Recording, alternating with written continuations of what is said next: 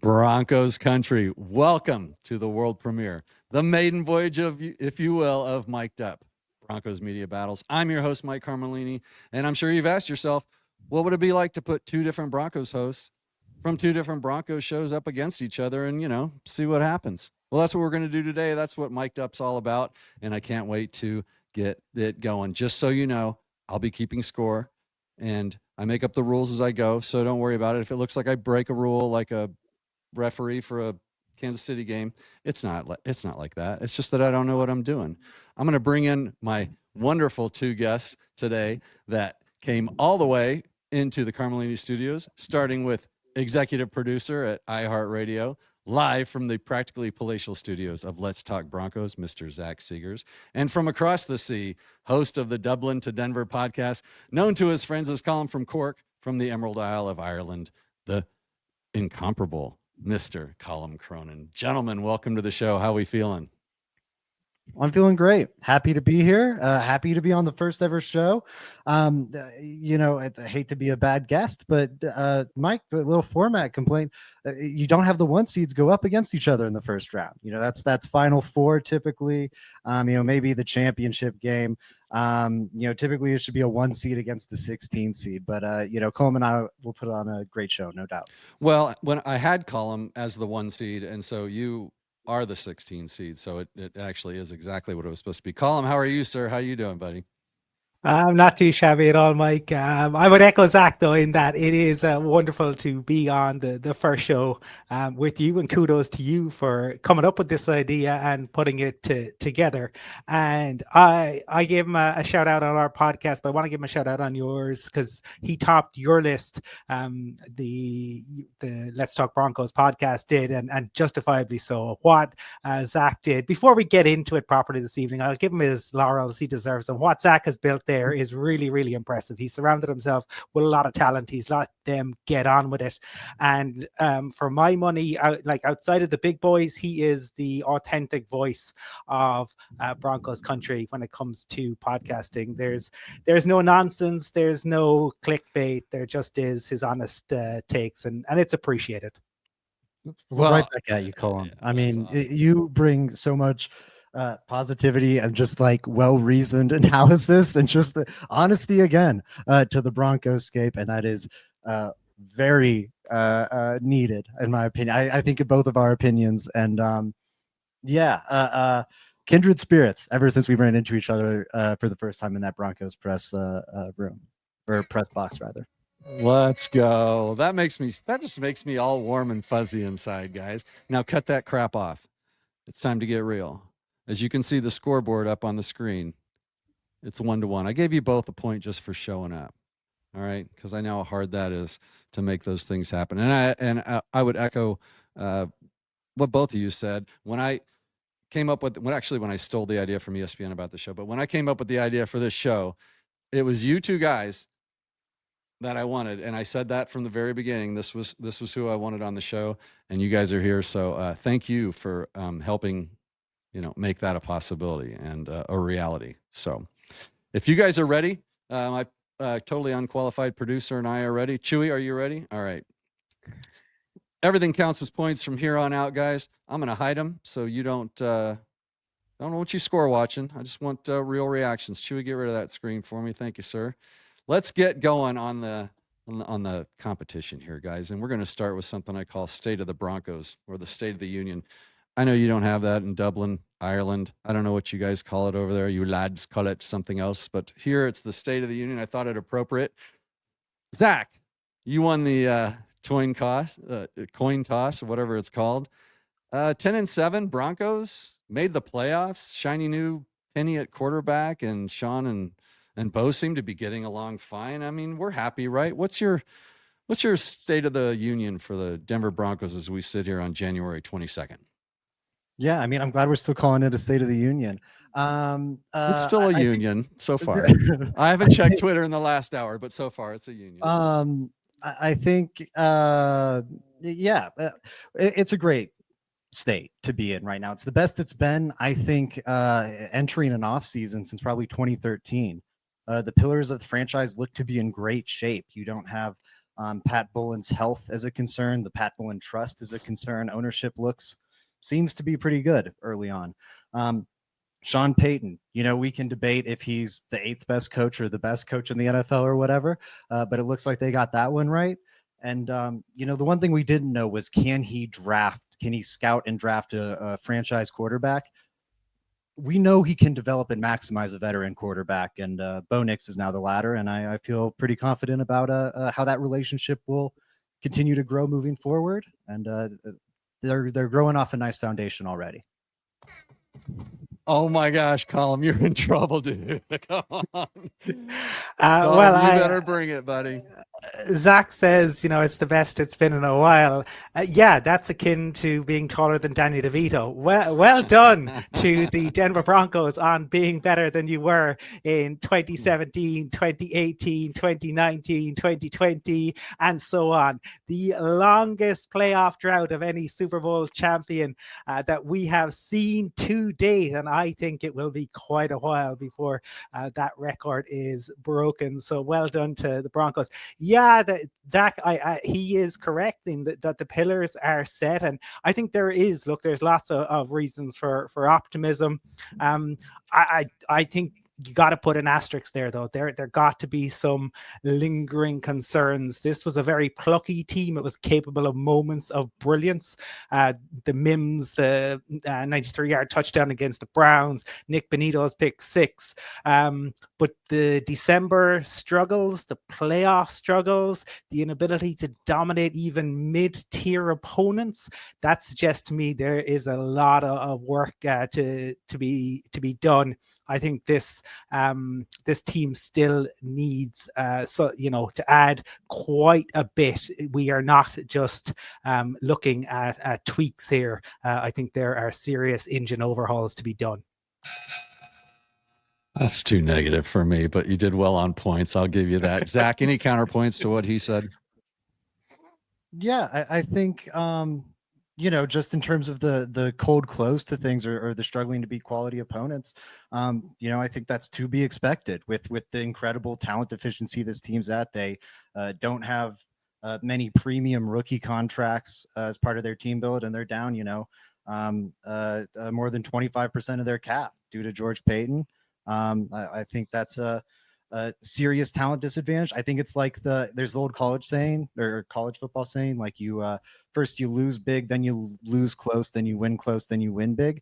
It doesn't really apply to the NFL because it's any given Sunday, but I think being able to consistently beat the bad teams and maybe not stacking up against the good teams is a middle step. And I agree with Fulham. There's a ways to go to the top of the mountain, but sure. I thought they'd be still in the base camp at this point. And Colum, any last thoughts?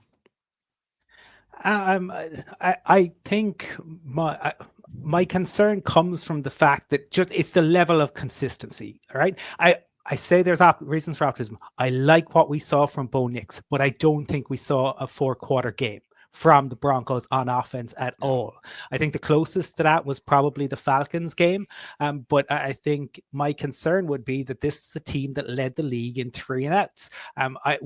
So despite everything that we have just said, the struggles are still there. It was pleasing to watch the team win. And I totally take what Zach is saying. It was enjoyable to win. But if you were showing the Broncos football was great for Broncos fans this season. You talk to people around the league who are fans of others. We were not generally that much of a fun watch all the time. We still we struggled. The car struggled to get up the hill. It got there, but my goodness, didn't need guys pushing it from behind. Yeah, that's great. Great job from both of you guys. Chewy, what's the score? Let's see it. Let's go. Let's go. Love it. Are we complaining already, SEGARS? Did I catch a complaint? I said it's a slobber knocker. That's a compliment to you. Goodness. Because I can deduct points too, Chewy. Not yet. I'll let you know. I'll let you know. Guy, you know what? The only thing I would say on that conversation is, as far as the Broncos last year, there was that whole run seemed fluky to me. Was it like 5 games in a row or whatever? There was always some wacky Tebow-esque play, except on the defense where we somehow won the game. And then this year there were some great plays, but it still didn't seem sustainable to me. The offense was always bogged down, and then the defense couldn't get off the field on third down. So I'm more positive than negative. No, you can't. Can I tell my Jim Trotter Tebow story, given that you invoked his name there, Mike? You can, but you run the risk of losing a point if it sucks. That's fair. That's fair. So Jim Trotter tells a story about, and this encapsulates the Tebow era, about how the Broncos went on that incredible run of victories when Tebow was in the starting lineup. But obviously they were tough to watch. And he goes in to the locker room and he meets the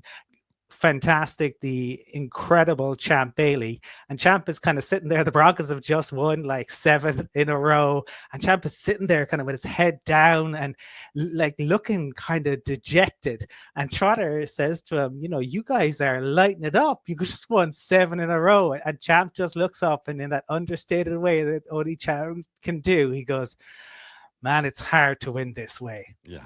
And that summed up the Tebow era. I think the Broncos weren't, I think you're right in that we weren't even there this year, but I do think it needs to take a step forward next year. And I think it can with the weapons we should be able to surround them with, but there's more, believe it or not, there is more to football, and there's more to sport, and there's more to life than merely winning. Oh, yeah. Yeah, I agree with that. Zach? Yeah, I mean, I think there is. I think if we're talking about it from purely like a team building perspective, that is the ultimate goal. Now, this season, I don't think they have to take a big step in terms of wins. The AFC should be better this year. They kind of got lucky getting into the playoff with a super down year from the Burrow Bengals. Dolphins are probably in it if they don't have the two injuries they dealt with, and their uncharacteristic slow start. Down year from the Texans as well. Colts could be a better team. Down year from the Browns. They're probably going to be mired in the muck for a while. But point being, there's a lot of contenders in the AFC. If the Jags can figure out their coaching situation, that might be a problem. Where I agree with Colum is they need to take a step forward offensively. We need to see Bo Nix take a step forward, and just the offense in general. That said, I don't think they were too far off the mark. The CJ Stroud Texans, one of the best rookie seasons we've seen with oodles of weapons, finished the season 14th in DVOA. I believe the Broncos are 22nd or so this year, which not terribly far behind that very high mark from Stroud and the Texans. Daniels is just doing stuff we've never seen before with we'll get to him commanding a top 5 offense as a rookie quarterback. Oh. All right. Well done. Let's switch gears here. This is a segment called Change My Mind. I'm going to propose something about the running backs room, or I'm going to make a statement, and it'll be up to you guys to change my mind. Whether you agree with it or not, I don't care. Change my mind if you want points. Of the running backs on the roster in 2024, on the 53 for next year, I only think there's going to be 2 that are on the roster now that will make it. And I think those 2 are Estime and McLaughlin. I think everyone else is gone. And Colum, I'll shoot it over to you. Change my mind.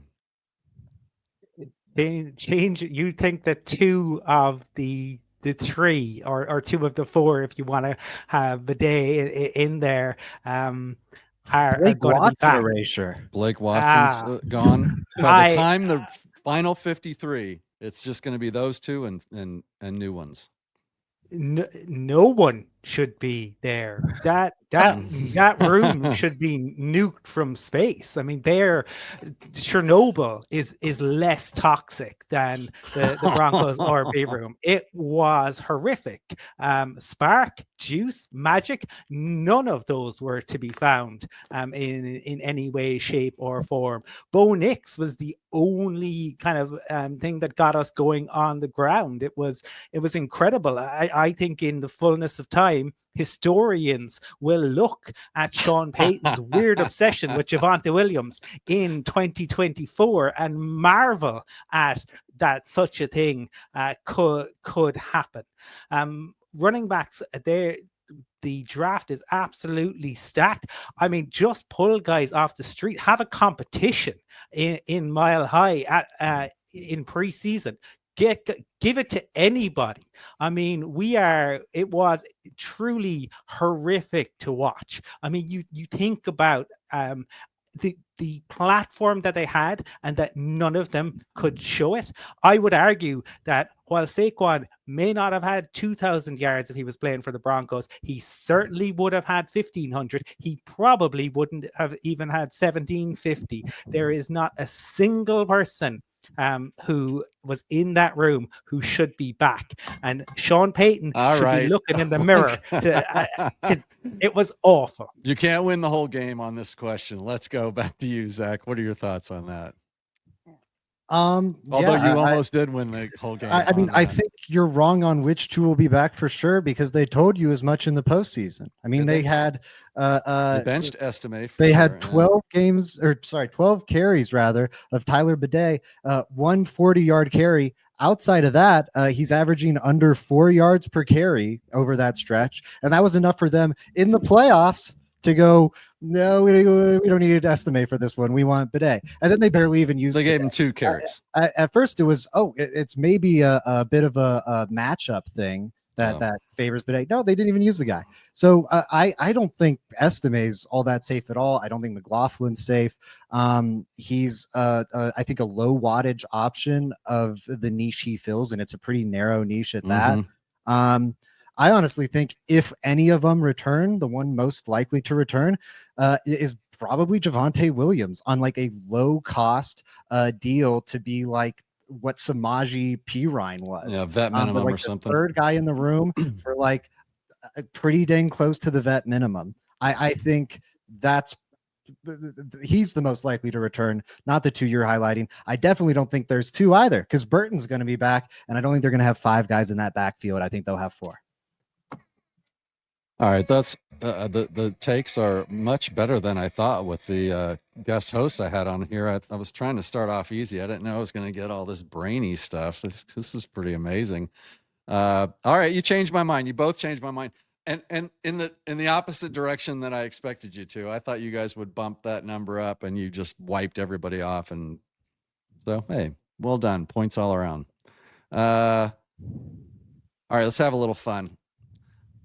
This is what's in a name. Zach, I'll start with you.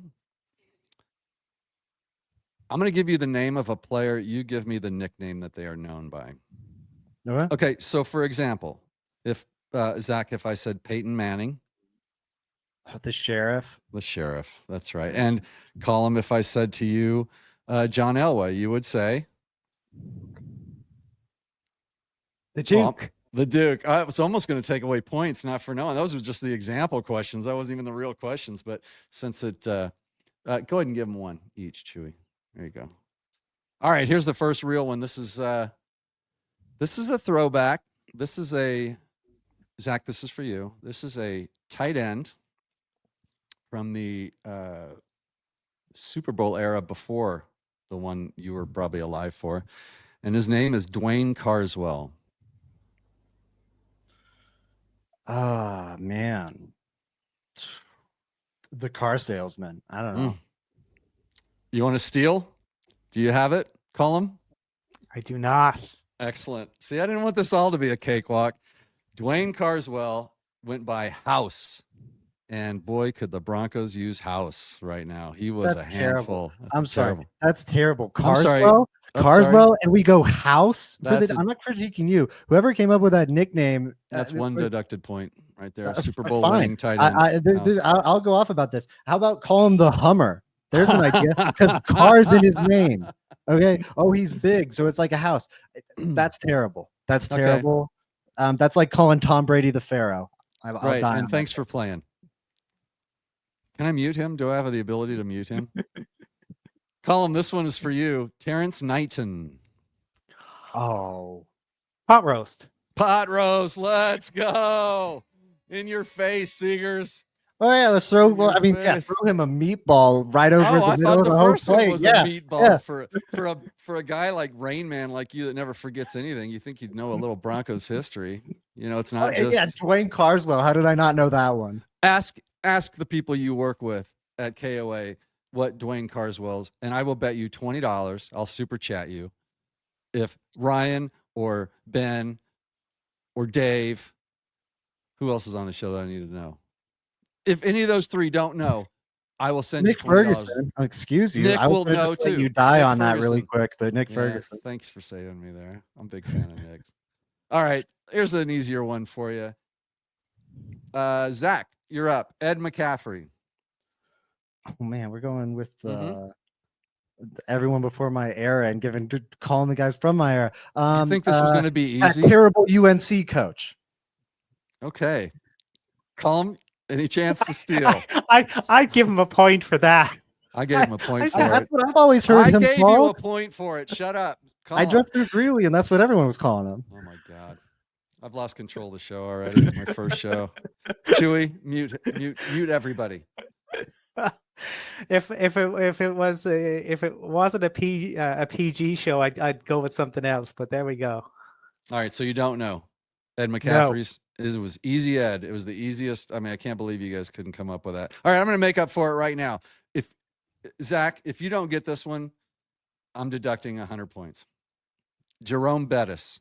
The bus. Thank you. Don't go the bus because you didn't know anybody else's. Man. Well done. I mean, you got a point. Also, Easy Let's Ed. go. I like how Easy Ed's a good nickname. You know how it makes is sense because like his name's Dwayne Ed Carswell McCaffrey, was and not, there's, like, the Easy car E. salesman or something. Yeah, His name's Carswell. we got it. We've kind of. What do I owe you? I owe Colum an easy one now. Let's go. Oh, I hate to even bring that one up. Let's go. William Perry. Oh, the fridge. The fridge. All right, there you go. So back in the day when they first started showing, Are you going to tell a NFL 5-minute story about the fridge? I got to tell a very quick story. I need to hear So it. they showed NFL highlights in Ireland, right? But it was on a Monday night. They weren't the day before. It was 8 days before. Super Bowl was the only game they showed live. They allowed anyone into the studio, and they basically fed them a load of alcohol. The Bears were playing in the Super Bowl, and an Irish musician asked if the fridge was nicknamed that because he was really cool. Oh, that's a genuine thing that was said. I mean, he was cool though. To be fair, he was a running back too, so that was kind of cool. It was terrifying if you saw him coming at you. All right. Let's get back on track here. Let's Chewy, what's the score? Where are we at? Column leading by 1 point now. Still a game. Read up on my it's a close game. Mid-1970s Broncos tight ends. Oh, I'm sorry. Did I get a complaint there? Here we go. Let's get an update on the score. Where's it at? Oh, Column leads by 2 points. I know. Right, I knew that's it. good. That's where it was worth it. COLUM CRONIN. Player you're most disappointed with. Column, last year, the draft comes, the training camp comes, you're excited about a player, maybe the season started, somebody that you were really excited about and they just really let you down. Who you got? I hate to be to bang the drum again, but it's got to be Javonte. Injury robbed him of his explosiveness, but 3.7 yards per carry. My goodness, it was nothing, and it was. The games, it just felt like when Javonte got the ball in his hand, particularly in a pass catching situation, you felt we were going backwards. I mean, you would see it sail through the air towards his hands, and you thought, "Uh-oh, this isn't going to be good. He's going to get blown up immediately, or he's just not going to be able to make it."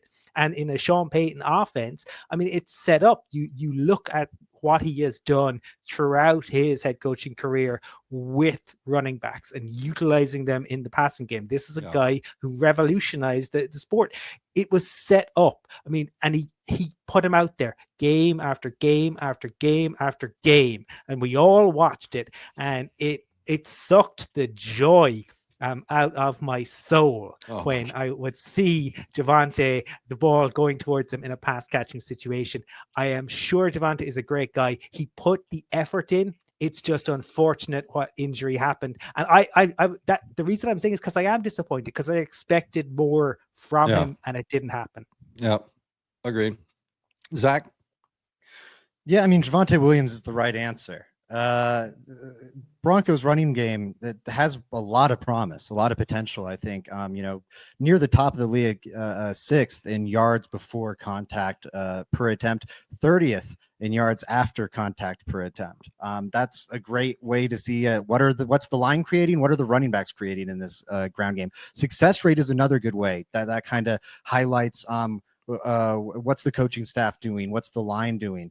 9th in success rate last year. They're 11th in rushing success rate this year. It doesn't feel like this is a top 11 run game, but in terms of staying ahead of the sticks, picking up the yards they need to, and again, I know it doesn't feel like this, they've been performing well. The reason it doesn't feel like that is they have no juice whatsoever in the backfield. Javonte, 41st, last in the league in yards after contact per attempt, 41 of 41 qualifying backs, 37th among that same group of 41 in EPA per attempt, 40th in rushing yards over expectation per attempt. Again, these are all out of 41. So he's not better than and I was wrong. He's actually 38th. He's not better than 4th worst in any of those advanced metrics for what are we looking at from a running back? But because I don't want to just completely copy Colum, I'm going to throw in Jaleel McLaughlin too, because for as bad as Javonte was, Jaleel McLaughlin was barely any better. He's also in the bottom quarter of the league in all 3 of those metrics I just rallied off. And he, again, despite Javonte objectively being one of, if not the worst running back in the NFL, Jaleel was not able to wrench that starting job away from him. In 2023, Jaleel helped stabilize that room. And in 2024, he offered no such support, didn't have a single game over 85 yards from scrimmage, only 3 games over 60 yards from scrimmage. Isn't that a pass protection issue with McLaughlin, though? Isn't that the word that he's, you can't have him in there on all the pass plays because his pass protection is weak? Is that a thing, or is that just my imagination? Philip Lindsay was incredibly more limited than Jaleel McLaughlin because he also wasn't a pass catcher. He was a worse pass blocker, and he couldn't be used really as a pass catcher. Rocks for and hands. Yet they got 1,000 yards out of him because there was juice there. There was there was more there than what Jaleel's offering. He was a violent runner. Yeah, 1,000 yards twice. And I had awful flashbacks there. Zach said bottom 3 in all the important advanced stats. I thought we were about to start a Drew Lock conversation. My goodness. He is in the DLZ and all the running back graphs. DLZ, which if you don't know, the Drew Lock zone, bottom left corner of all the metrics. Oh my gosh. All right. Well done, you. I for a while I wondered, with so many running backs not playing well, I wondered if we had a scheme issue or an offensive line issue or running back issue. It's possible that we have some of all that, but I didn't see enough from the running backs. You watch the playoff games and you see the blocking up front is good, and then maybe somebody, a guard pulled and clips the linebacker, and then there's just a safety or somebody to beat. I saw so many running backs from other teams just kill that guy and run past, where our guys, they're getting tackled right there. So I think it's some of both, but as we talked about before, that whole room's getting turned over. I don't know how we got back on the running back room again.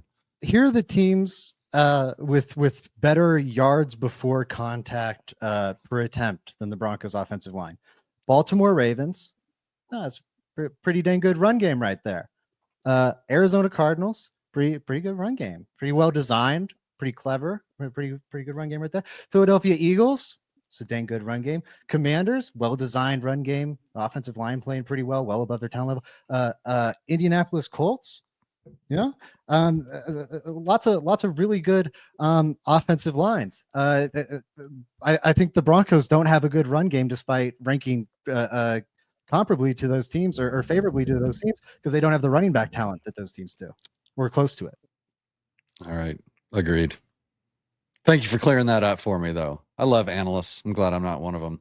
Let's go to the other side of the spectrum and go with pleasantly surprised. Zach, we'll start with you. Anyone make you happy this year that maybe you didn't think would? Yeah, Devon Belay. One of my biggest misses ever, just in terms of like how far off base I was. Besides Bo Nix?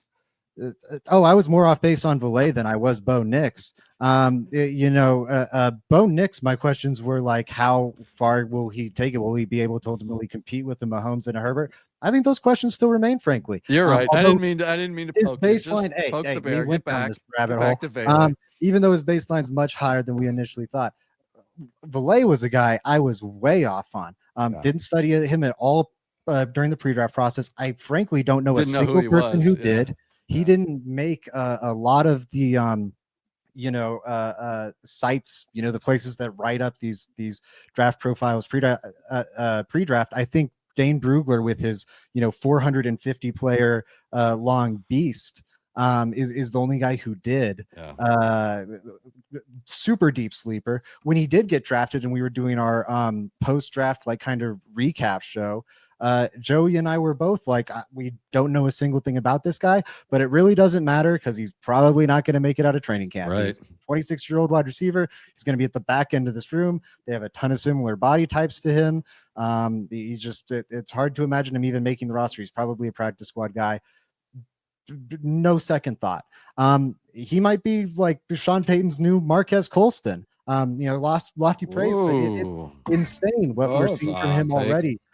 Works as that big slot. I think he could even evolve to the X. But here's some advanced metrics for you. I did a little stat deep diving on both these guys.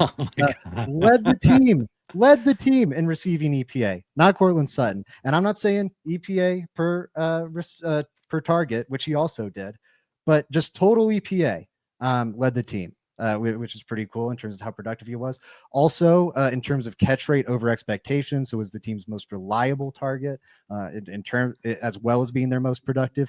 And Sutton, second on the team in EPA per target behind Valet. Valet's got 3 times Sutton's EPA per target. Sutton's at 0.21, Valet's at 0.61. So just incredibly dynamic target. And again, like this is real deal stuff. He was again, we need to see it in a greater sample, but he looks like a real deal NFL receiver. I think the best wide receiver, rookie wide receiver taken after Ladd McConkey based on what we in a rookie year. Okay. Ladd McConkey went 34, I believe. So he looks awesome. That's a big hit and should help them build this infrastructure around Bo Nix. Colum Cronin, same question. Pleasantly surprised by anyone, Mr. Negative? Nick Bonito, because Great of answer. what he did. I mean, Nick Bonito had expectations coming into the season. I think we were all kind of excited to see what Nick could do and expected him to take a step forward. He didn't take a step forward. He took the elevator to the top floor and he burst through the ceiling. He was outstanding. Every single and you don't need to go to the advanced stats. You can, but you just look at the basic stuff. The guy, let's go with the most basic. He started far more games. He had more interceptions. Yeah. He had more tackles. He had more sacks. He had more QB hits. He had every single thing. This was a guy who, second team All Pro. This is a guy who at one point, obviously, it fell off a little bit, and we'll talk about that in a while. But at one point was talked about a Defensive Player of the Year contender. Yeah. He was sensational. And coming into the season, people might have expected him to step up a little bit. I don't think anyone had him having the sort of season that he did. And to see him interviewed at the end of the season after the Bills game and to see what it meant to him, the emotion that was written all over his face. This is the guy who put it all out there, and he will get rewarded, and justly rewarded, and he deserves every moment of it, because we all knew Pat Surtain is the best quarterback and probably the best defensive player in the league. But Nick Benito rivaled him almost every step of the way. And that is about the highest compliment I can give him. Let's go. Column not going down without a fight. I love it. I love it. All right, guys, since we're already over with the show by 5 minutes, I'm gonna have to reevaluate how long it takes to tape one of these shows. This is great. Let's call this halftime, and let's get caught up. Zach, what is happening at Let's Talk Broncos these days? You, Joey, Bree, what else is going on down there? Man, we got some exciting stuff in the works. Been pivoting with my 850 KOA schedule. I've been producing a lot of their Broncos shows at night. So haven't I've been missing some shows recently. That's been a bummer. But we're tinkering with some things behind the scenes, so that should be less of a problem going forward. And we're also going to have some shorter deep dive videos. We do a lot of these live streams. We really enjoy doing those. But I think we're also, in addition to that, going to start doing, a 10-minute deep dive on maybe the running backs in this draft, or a running back in this draft, or, fill in the blank topic. And, kind of like I've done with Russell Wilson's cap or some different things before. And I think that'll be some really fun off-season stuff for people to watch. That sounds great. And then you've got altitude adjustment on there. You got full field read. Of course. Right. What am I missing? Anything? No, those two. Then the website, letstalkbroncos.com. Joey is releasing a beast of his own in the near future here. He actually just emailed that to me for me to start editing. I think it's like 3,000, 4,000 words on his top 8 running backs, early top 8 running backs in this cycle. That's a position Broncos country is monitoring closely. So, I mean, about Ashton Genty, but what about RJ Harvey, right. or Devin Neal? Did Cam Scattaboo, but what about Amarian Hampton? Right. And he goes in depth on all those guys. And I think I trust Joey's eye for the draft about as well as anyone. Yeah. One of the website's fantastic. I love it. I can't pronounce the name. Liam Hammer. It's got some neat, I just call him the Hammer. He's got some neat stuff that goes on there too. So I really enjoy that. Great. And Colum, you and Stuart, how are you guys holding together in Dublin with the Dublin to Denver podcast? Are you now? I don't listen to everything anymore unless I'm doing reviews, because after a while you just can't. But I would like to say that I do listen to both of your guys' shows, every one that comes out, because I honestly just really enjoy them. And that would be true for you and Stuart. What is going on with you guys? You're going to be doing it every week, or is it going to be every other week in the off season? What can we expect from you guys? Well, firstly, can I say I'm impressed that Joey managed to find time between arguing with Mitchell Schwartz to write 4,000 words. So kudos to him for that, because that was quite the ding dong. He was arguing with a few people at the same time too. These Joey and Zach love nothing more than getting in little Twitter spats with people. It's wonderful. It is. It's great. But Dublin to Denver. Yeah, I think in some ways the off season is where we thrive, because that's where you get your Irish poetry and your stories that we so love.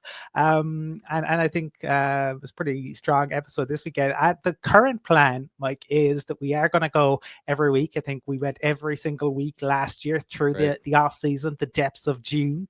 The big piece is Stuart may be getting some new equipment. So if and when that happens, you had said to us about looking to do video. And so I think if and when that is something we would like to do, because I think it would add to it. But it is a really nice off season for the Broncos to be going into, where we're not going to be talking about a head coach, we're not going to be talking about a QB. So it should be ever more entertaining to see where we go on Dublin to Denver.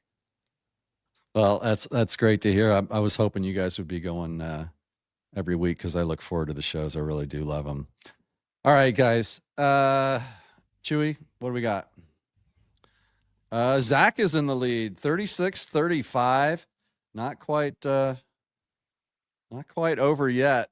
Okay, if you were complaining about Dwayne Carswell, wait till you get a load of this. This is mic'd up Broncos trivia. And I'm going to start you guys off really easy. And Zach won the coin toss. I almost called it the twine toss again. I'm not sure if that's the cough syrup or what, but Zach, here we go. 1 point each. Who coached the Broncos for the final 2 games of the 2022 season? Jerry Rosberg. Rosberg. Where is Jerry Rosberg these days, would you say? Did he retire? He retired. I did research on it. Oh, you did? Yeah, because of course you did. Broncos country loves bad coaches. They seem to kind of hate good coaches. And so when people are pining for Jerry Rosberg to be put back in charge, it's like, guys, he's still retired for a reason. And then I'm like, wait, is he still retired? Had to research that. All right. Well done. Well done, you. There's a point. All right, Colum, to you, another easy one. How many Super Bowl appearances do the Denver Broncos have? The Broncos have 8 Super Bowl appearances. The Broncos have been to 8 Super Bowls. Let's go. I'm not going to ask you how many they won because even my daughter can answer that. So I'm not going to make it too easy. All right. Speaking of Super Bowls, Zach, we bounce this one back to you. How many touchdown passes did John Elway throw in Super Bowl 32? Man, don't be looking it up. I'm not. I'm watching you. There you go. Keep your hands where I can see them. I think it's. I'll think out loud here. I'm pretty confident it's either 0 or 1. I think I'm going to go with 1.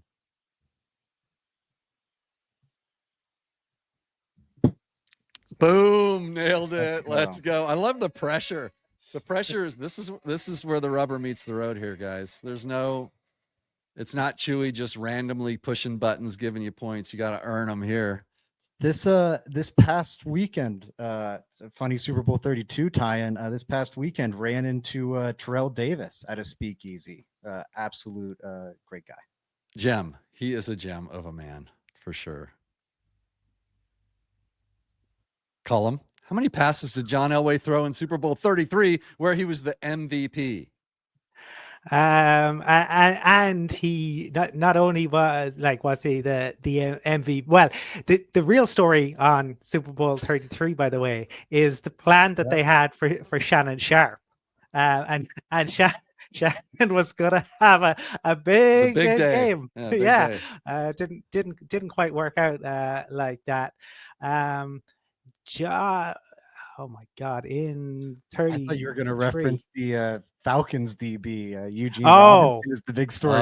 He was the night before. He was the somebody's story, wasn't that was the other big one. That John Elway's MVP performance. Mike Shanahan called Adam Schefter to find out if that was true. Because obviously days before the internet, and Shanahan rings Schefter and says, "Hey, we're hearing a story about the Falcons. Is this true?" And Schefter said, "Yes, it was." Yeah. Did John throw? Oh my God! Was it 3 or 4? 3. Final answer? No, but there you go. Zach, would you like to? Can you steal? Yeah. No, wait. Before you say anything, if you steal, I'll give you a point. But if you steal wrong, you lose a point. What did what was Colum's answer? Final answer? 3 or 4. Okay, sweet. Yeah, I'll steal. All right. 2. Oh, that's really weird. Really? He threw one and he only ran one? one. Oh, He ran in for one. Remember, he was laying on the ground with Stink. yeah, and with everybody, Stink. Yeah, they mhm, looked at him. laughing. Yeah, Is how are that you how doing, you buddy? phrased And he it? Is that how threw you one. phrased it? Don't even talk about how I phrased it. I mean, you better have said thrown. If you said How many TD passes did Elway throw? All right, THR. Hey, heaven forbid I keep you honest. That's another one. That's another point. No, actually, I just make these up as I go. So call me out whenever you want. Zach, now's where they get hard. Who was the first head coach of the Denver Broncos? God dang. I know it's it might be God, Lou Saban. That's incorrect. Ah, That is not correct. Colum, do you have any idea? I don't. Full disclosure, I didn't know the answers to any of these that I'm about to ask you. So I'm going to give it to you. Nobody knows. It's this guy. Don't pronounce it because this is a PG program. Yeah, I don't know who that is.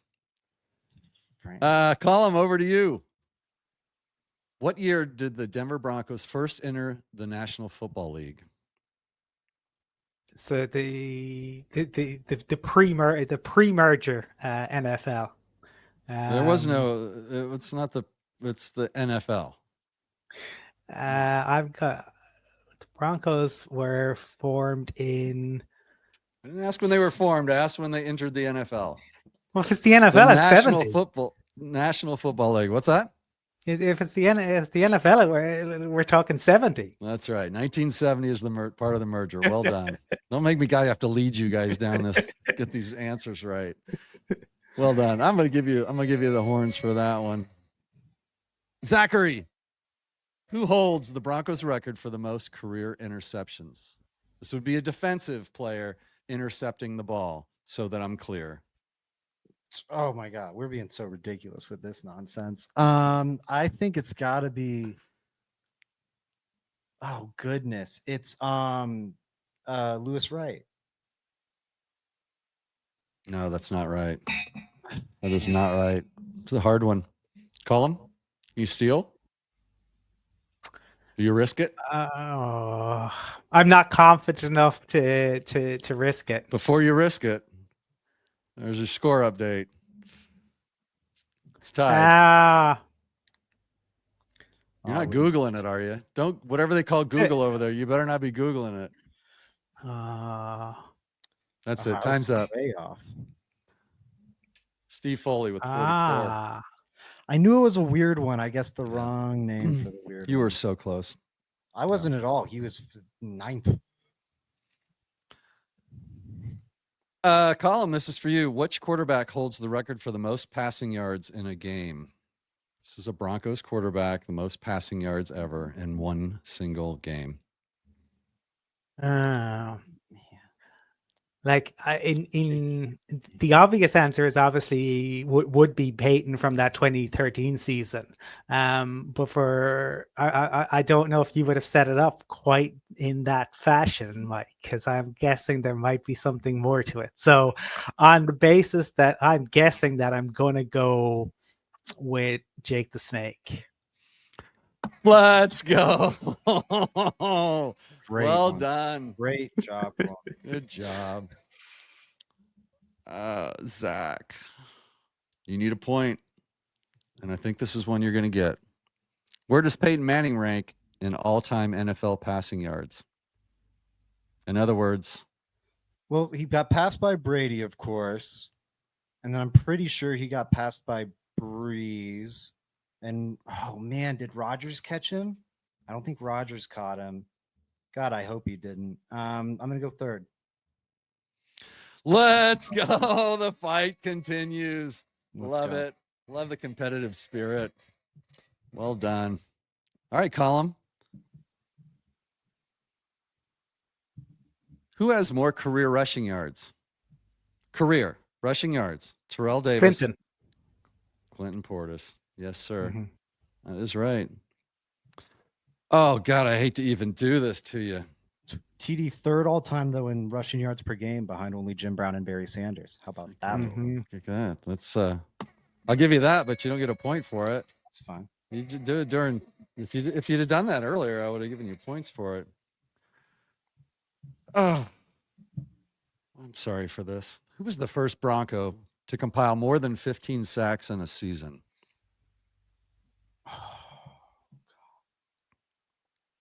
Oh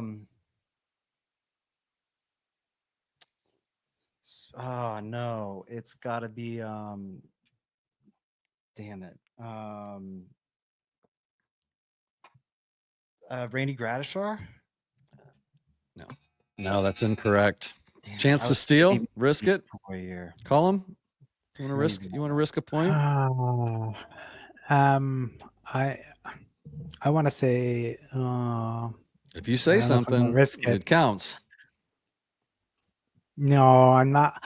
I'm not confident enough to. I think it actually came a lot later by the time I got to 15.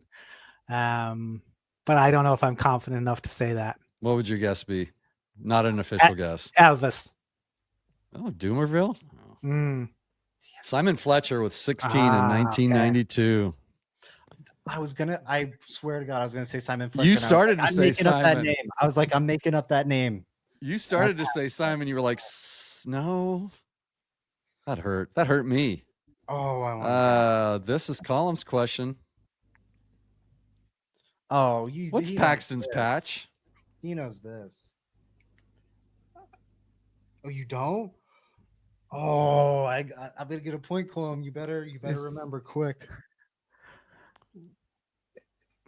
I can guess what it might be in relation to. You but might I as well don't because it's know. your question. Let's hear You it. won't lose a point because it was thrown to you, No, right? it's your Mike? question. That's correct. You don't lose a point for your own question. You can guess. Did he wear an eye patch? Negative. Well, I know that I'm not. I know that Zach's going to steal it, so I'm going to give him the point right now. What was it, Zach? It's in the Broncos training facility, I guess now old indoor training facility. He The mark. absolutely sailed a bomb, and there's still the mark on the side of the They've wall. left from it how there. Let's go. hard, and which, by the way, I like it's funny, but then like really think about it. He really overshot that thing for it to go all the Yeah. way out the back of the end, because that wall, for people that haven't been inside their indoor training complex, it's like a good 15 to 20 yards off, and it's still scuffed up. I mean, that is an impressive level of no touch to have. Who was our offensive coordinator that said they were practicing throwing the ball away? Who was that again? Shermer. I was Yeah, there. for Shermer. that press Maybe it conference. was a Shermer practice, and he was having Paxton throw him away in the end zone. It's funny, Colin, because you knew the answer, but it didn't click. It didn't register with the Paxton's patch, but I did not know it was called that. I've heard Mace tell that story, but I never knew it was referred to as Paxton. I thought this was he'd given himself some sort of repetitive eye strain from playing video games or something. All right, guys. That would be great. This is the final, I don't know, segment, I guess we'll call them. Segment of the show. Let's talk about Vance Joseph. I listened to your show from last night, or whenever you recorded. I listened to it today, Colin. You guys were talking about Vance Joseph. I mean, first of all, let's where are we grading him, A through F? And then, what's your reasoning for that? What are your thoughts on him coming back? Zach, I'll throw it to you first. Great. I think grade. I'm gonna go B plus. I think I'll go B. I'm gonna go. Man, it's right in there. I'll go B. B. I'm sitting on B. I had to keep thinking about it for a second there. I'm gonna go with a B. I think what he's gotten out of this group is really impressive. I think the holes that that I'm going to expect Colum to poke in it are that his scheme is fairly simplistic. It's not a Mike McDonald or a Vic Fangio or something incredibly inventive necessarily. I do think he's good at with his blitz packages and muddying some of that stuff up. But generally speaking, it's a fairly simplistic scheme. It's not like what Brian Flores is throwing out even, which is some really wonky stuff. But I think even more important than the schematic element of this all is getting the most out of your players, whatever it may be. I don't want a coach with a complicated scheme to force some round pegs into square holes. And I think, without a first round pick, or sorry, with just one first round pick on this defense, to get what they got out of it is remarkable. You have first team all pro cornerback, first team all pro edge rusher, second team all pro Zach Allen, a guy that he brought in. And I was against that move. I was like, why are we letting Draymond Jones walk for Zach Allen? I think Draymond Jones is comfortably a better player. That was Vance Joseph's spearheaded move. Vance Joseph was absolutely right on that. Brandon Jones for Justin Simmons. That looks like an incredible swap on his part. PJ Locke, disappointing. Frankly, though, upgrade on Kareem Jackson, who's on a practice squad this year. The linebacking core, problematic. Absolutely. He didn't sign Alex Singleton to that contract. Start there. And then when Alex Singleton does go down, he's stuck with Cody Barton, who signed near the vet minimum. And Justin Sternad, who was on the vet minimum and got really great play out of him until the final month of the season. Riley Moss, effectively a rookie cornerback with how little he practiced and played last year, comes in, is targeted like crazy opposite Pat Surtain, and frankly was awesome until his MCL injury. Things got disappointing down the stretch, but I think it's very understandable when you remember that Patrick Surtain was legitimately very injured. He was playing on a serious sprained ankle, but wanted to make the playoffs for the first time in his career, and he gritted his teeth and bore through. Also wanted to try and win a Defensive Player of the Year. That's such a rare accomplishment for a corner, even more so than rushing for like 2,000 yards as a running back. So he wanted to, tough it out. Credit to him for that, but that's going to lead to a drop off on the defense when Vance Joseph puts as much on his cornerbacks as he does. Lastly, they also kind of fell apart down the stretch because they played much better quarterbacks and the schedule got tougher. And some people argue Vance Joseph's defense is just a product of the schedule they play. I got bad news for you. That's just about every NFL defense. That's all of them. If you look at that's one of the most highly correlated NFL stats we have, is that the schedule of quarterbacks you play is going to determine 90% of your defensive ranking. Absolutely part of it. I think he's done the above and beyond part though pretty well. So we're going with a B. B.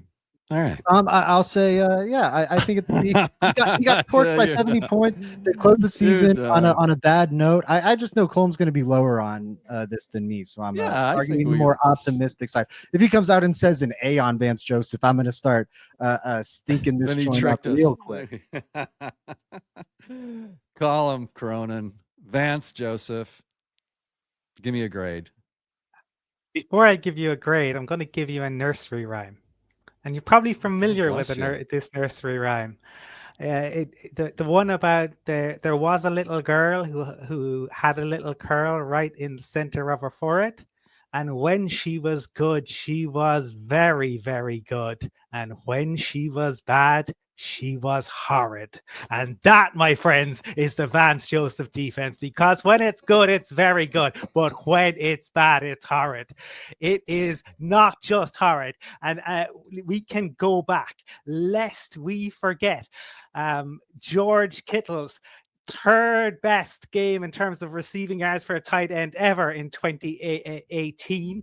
The Dolphins' 70-point game, but the crowning moment of the back catalog, we'll get to 2024, don't you worry, but the crowning moment was 2018 against the New York Jets, when Crowell went for 15 rush attempts. He went over 200 yards, 219 yards. In the rest of the total for the season, 685 in 13 games. He had one other game where he went over 100 yards against a hapless Lions team.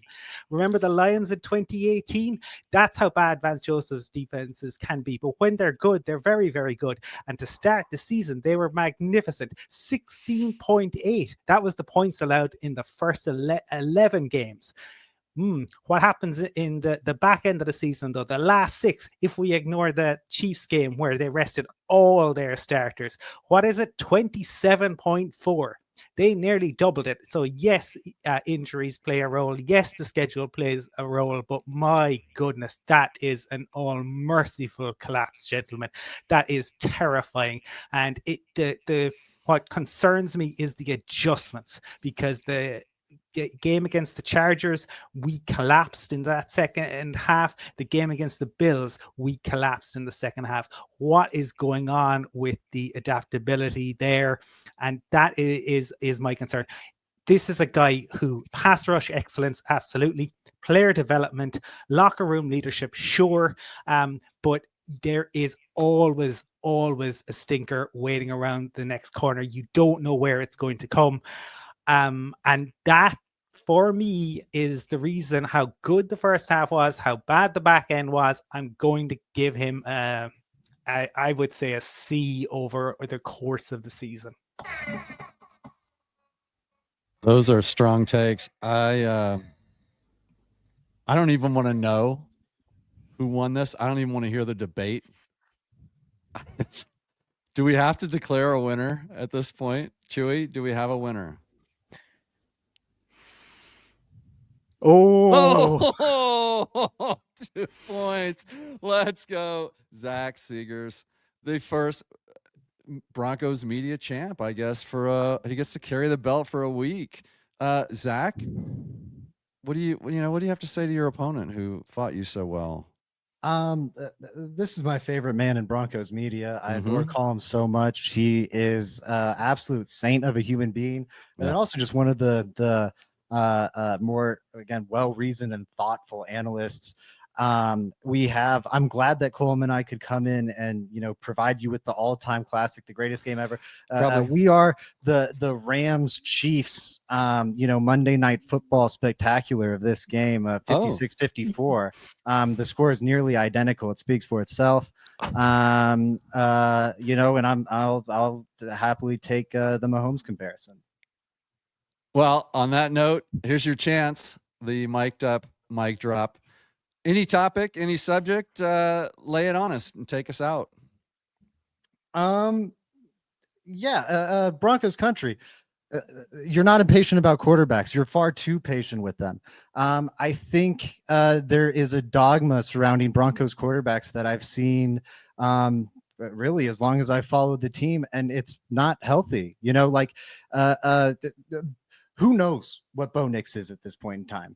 Frankly, he's not Mac Jones, but like Mac Jones, had a great rookie year and collapsed. Plenty of rookie quarterbacks have done that. Bo Nix could do that too. Bo Nix could also be the next guy to like Joe Burrow, have a promising rookie year, and then despite some good, not great physical tools, go on to consistently year in, year out be an MVP candidate and one of the best quarterbacks in the league. The range of outcomes is wide here, and settling in right now, like we know what this guy is this early into his career, is foolish. And that applies to the analysts who pre-draft were saying he was a guaranteed bust, myself included. And that also applies to the people now acting like you can't say anything critical of him. You can. There is room for criticism. There is a lot of room for growth in his game, and that's also what's exciting. I talk about the state of the franchise being bright and the future outlook being bright. I agree with a lot of the points that Colum critiqued with the Broncos here. Yeah. And with all those flaws, they went 10-7. They made the playoffs. And with, 4 minutes left in Buffalo, in the third quarter in Buffalo, it was a 1-possession game. Like there's a lot of nice things here going on. I do trust them to continue to improve on the margins. But Bo Nix has to continue to improve and grow with the rest of the team. I think the one thing to be mindful of as that all happens is sometimes it is the quarterback's fault. Sometimes it is the coach's fault. Sometimes it is the line's fault. But again, let's circle back. Sometimes it is the quarterback's fault. And my last closing sentence, sometimes it's nobody's fault. Sometimes it's the fucking Buffalo Bills, and they're a better team than you, and they're going to just absolutely crush you. And like that happens sometimes. Sometimes it's a better football team. And it's like I don't think Notre Dame got outcoached by Ryan Day. I think Ohio State had a dramatically more talented roster, and it sucks, but sometimes that happens. Love it. Congratulations, Zach, Colum. Both of you guys did a great job. Thank you so much for coming on the show. I thought it was You're right. It's probably never to be outdone, but we'll give it a try next week with Nick Kendell and Joey Richards who are coming on. Until then, guys, have a great rest of your week, and go Broncos. We'll